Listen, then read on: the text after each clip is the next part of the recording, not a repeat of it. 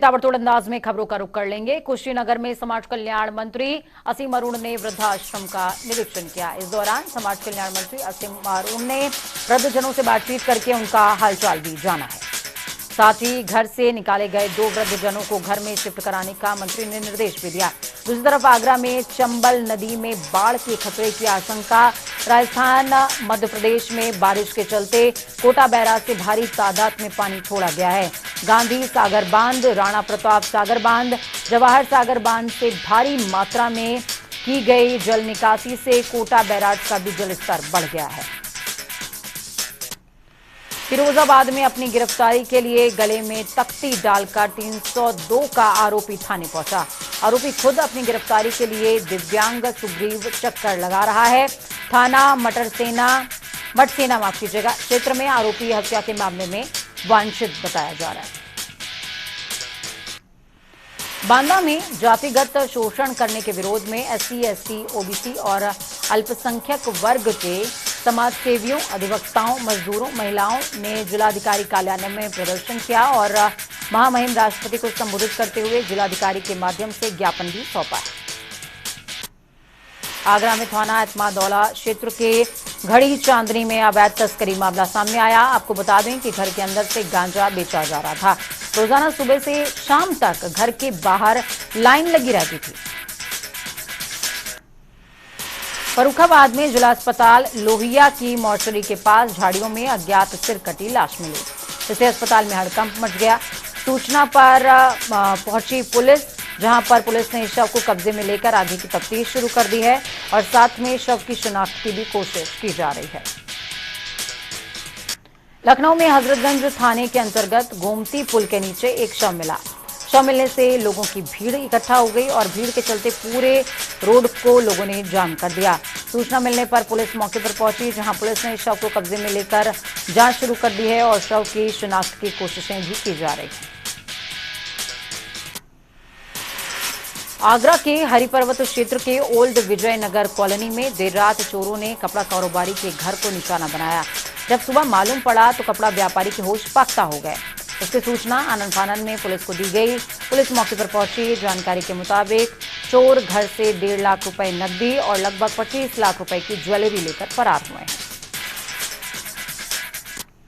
फर्रुखाबाद में प्रशासन की लाख कोशिशों के बावजूद खनन माफिया बेलगाम हो गए हैं। मिट्टी और बालू के अवैध खनन की शिकायत करना युवक को भारी पड़ा। युवक का आरोप, अवैध खनन की शिकायत करने पर सरी बाजार दबंगों ने उसके साथ में मारपीट तक करी है। फर्रुखाबाद में साइबर ठगों पर पुलिस ने बड़ी कार्रवाई अमल में लाई। आपको बता दें, पुलिस ने 12 लाख की गाड़ी जब्त की है। पिछले साल एसओजी पुलिस ने ऑनलाइन ठगी करने के मामले में ग्राम गुडेरा निवासी विकास, रवि, गौरव, सर्वेंद्र को गिरफ्तार किया था। मथुरा में बांके बिहारी मंदिर में महिला के साथ अश्लील हरकत करने वाले सिपाही की गिरफ्तारी हो चुकी है। कृष्ण जन्माष्टमी पर बांके बिहारी मंदिर में भीड़ में महिला से आरोपी छेड़छाड़ कर रहा था, जिसका वीडियो सोशल मीडिया पर जमकर वायरल हो रहा था। कानपुर के गुजैनी गांव में संदिग्ध परिस्थितियों में 4 मासूम बच्चे गायब हो गए, जिसकी शिकायत पुलिस को दी गई, लेकिन 24 घंटे के बाद भी पुलिस मासूमों की तलाश भी नहीं कर पाई। बच्चों के परिजनों ने गुजैनी हाईवे पर पहुंचकर हंगामा काटा, हाईवे को जाम कर दिया और पुलिस से कार्रवाई की मांग करती रही। उनका कहना है कि जब तक मासूमों की बरामदगी नहीं हो जाती, वो अपना प्रदर्शन यूं ही जारी रखेंगे। लखीमपुर खीरी के पसगवां ब्लॉक में एक महिला टीचर ने बीईओ पर बदसलूकी और छेड़छाड़ दोनों के आरोप लगाए। पीड़िता ने राज्य महिला आयोग से मामले की शिकायत की है। महिला टीचर ने आरोप लगाया कि बीईओ बुरी नजर रखता है और अपने चैम्बर में बुलाकर गलत नियत से हाथ पकड़कर खींचता भी है, लेकिन जब महिला ने इसका विरोध किया तो बीईओ ने जान से मारने की धमकी दी है। स्वर्गीय बाबूजी कल्याण सिंह की प्रथम पुण्यतिथि पर अतरौली के अवंतीबाई चौराहे पर प्रतिमा का अनावरण हुआ। रामघाट कल्याण मार्ग को बजट स्वीकृत का इंतजार है, तो वहीं कल्याण सिंह को बड़ी तादाद में लोग श्रद्धांजलि देने भी पहुंचे। आपको बता दें कि ये प्रतिमा का अनावरण कल्याण सिंह के परपौत्र ने किया था।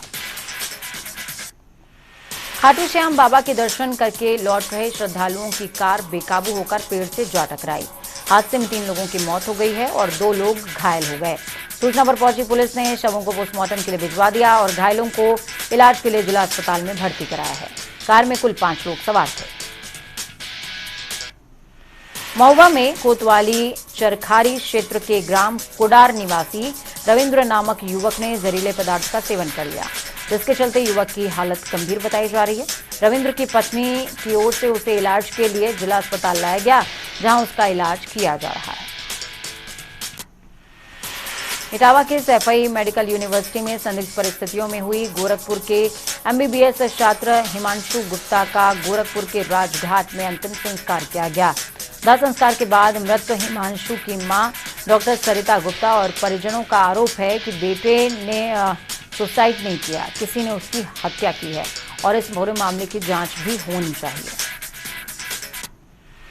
फर्रुखाबाद में नवाबगंज नगर पंचायत कार्यालय पर नगर की समस्याओं को लेकर कार्यकर्ताओं के साथ धरना प्रदर्शन करते नजर आए। भारतीय किसान यूनियन के जिलाध्यक्ष अरविंद शाक्य ने कहा कि नगर में ईओ की मिलीभगत से अमानक निर्माण कराए जा रहे हैं, जो कि हमें कतई बर्दाश्त नहीं होंगे। बरेली आला हजरत इमाम अहमद रजा खान फाजिले बरेलवी का 104वां विश्व प्रसिद्ध उर्स रजवी मनाया जाएगा। 21, 22 और 23 सितंबर को बरेली के इस्लामिया मैदान में इसका आयोजन किया जाएगा। उर्स में शिरकत के लिए दुनिया भर से मशहूर खानखाहों और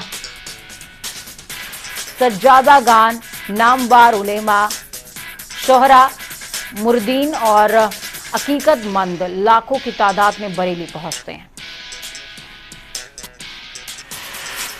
गाजियाबाद में अधिकारी की लापरवाही का एक वीडियो तेजी से सोशल मीडिया पर वायरल हो रहा है। वीडियो में जिला अर्थ और संख्या अधिकारी वीर सिंह दफ्तर में सोते नजर आ रहे हैं।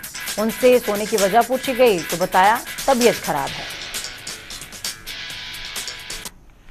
मैनपुरी में एक बार तेज रफ्तार का कहर देखने को मिला। सवारियों से भरी तेज रफ्तार प्राइवेट बस बेकाबू होकर पलट गई।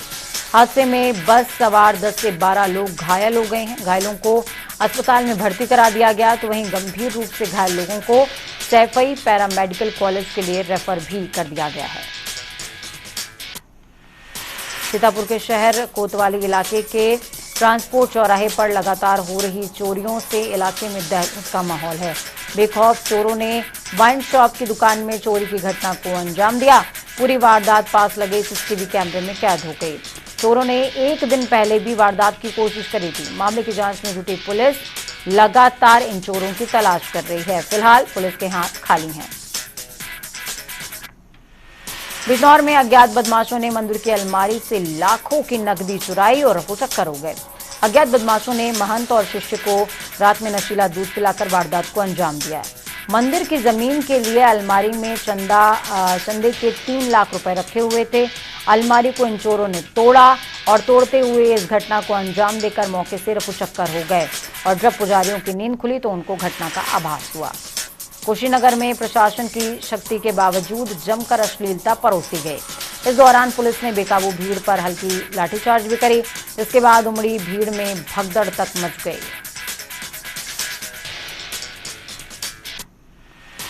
बदायूं के लखनपुरा गांव में खून से लथपथ चारपाई पर अधेड़ का शव मिला। सूचना मिलने पर पुलिस मौके पर पहुंची, जहां पुलिस ने शव को कब्जे में लेकर पोस्टमार्टम के लिए भेज दिया है। पुलिस ने मामले में केस दर्ज करते हुए तफ्तीश भी आगे की शुरू कर दी है। नोएडा सेक्टर 39 क्षेत्रांतर्गत चेकिंग के दौरान सेक्टर 98 के पास पुलिस मुठभेड़ के दौरान 2 बदमाश गिरफ्तार किए गए। दोनों अभियुक्त चोरी की मोटरसाइकिल पर सवार होकर अवैध शस्त्र लेकर आम जनता से मोबाइल फोन लूट की घटना को अंजाम देने का काम किया करते थे।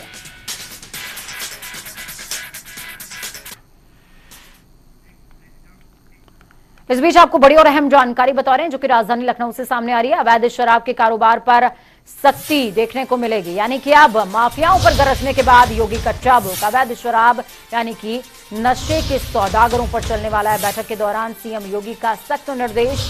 उन्होंने कहा, नशे के सौदागरों पर अब चाबुक चलेगा। अवैध शराब कारोबारियों की संपत्ति जब्त की जाएगी।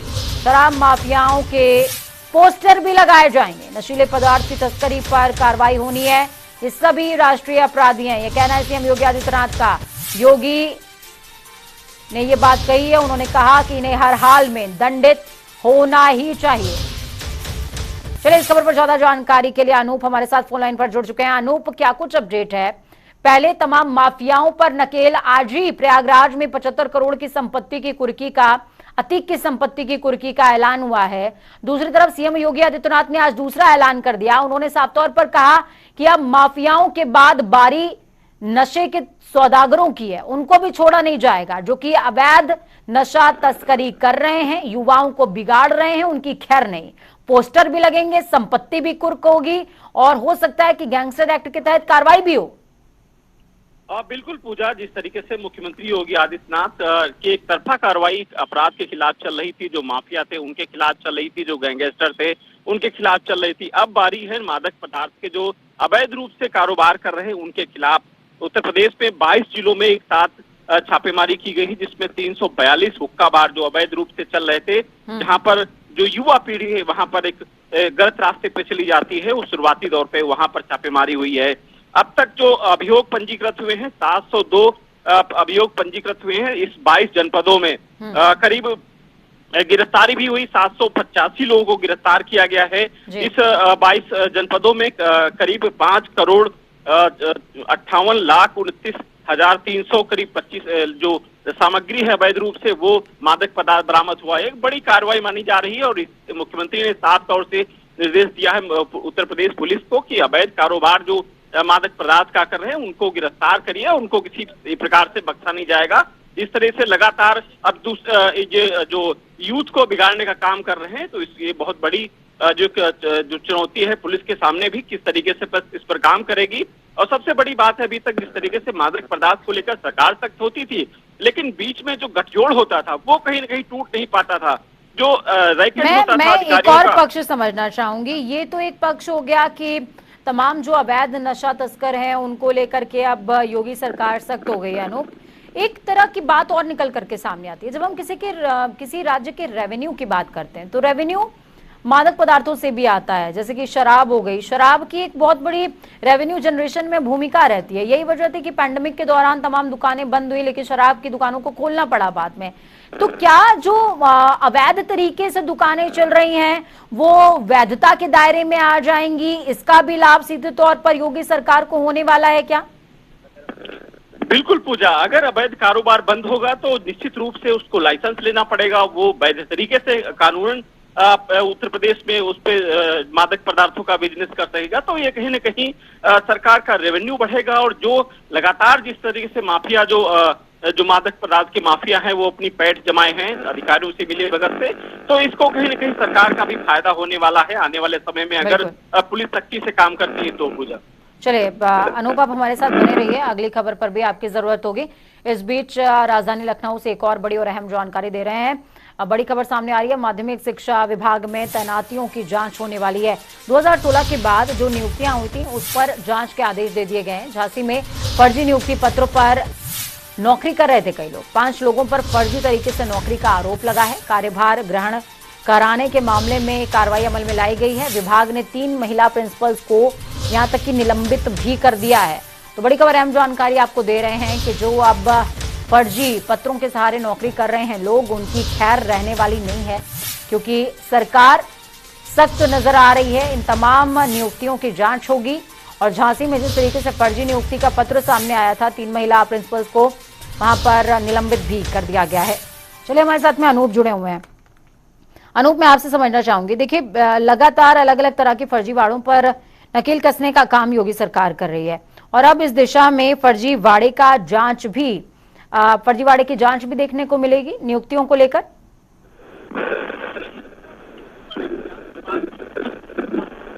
अनूप, आपकी आवाज में डिस्टर्बेंस आ रही है। चलिए एक बार फिर से हम कोशिश करेंगे कि आपसे हमारा संपर्क जुड़ सके, लेकिन इस बीच तमाम दर्शकों को हम बता रहे हैं कि किस तरीके से माध्यमिक शिक्षा विभाग में तैनाती की जांच करने के आदेश योगी आदित्यनाथ ने दिए हैं और प्रशासनिक अमला भी इस जांच को लेकर के हरकत में आ गया है। झांसी में फर्जी नियुक्ति हुई थी। 5 लोगों पर फर्जी तरीके से नौकरी करने का आरोप लगा था। ये फर्जी पेपर्स के सारे नौकरी कर रहे थे। कार्यभार ग्रहण करने के मामले में कार्रवाई अमल में लाई जा रही है। विभाग ने 3 महिला प्रिंसिपल्स को निलंबित तक कर दिया था।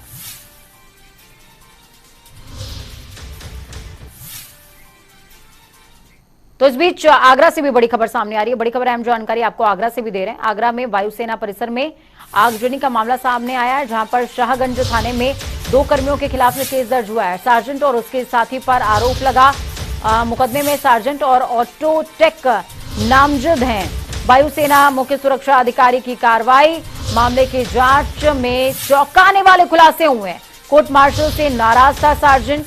वायुसेना परिसर में 3 जगह आगजनी की गई थी। तो आपको बता दें कि सार्जेंट का कोर्ट मार्शल किया गया था, जिसके बाद वो नाराज चल रहा था। और नाराजगी का सबब देखिए कि वायुसेना परिसर में 3 जगहों पर आगजनी को अंजाम दिया है। शाहगंज थाना क्षेत्र में 2 कर्मियों के खिलाफ फिलहाल केस दर्ज हो चुका है और इसमें नामजद है सार्जेंट और उसका साथी।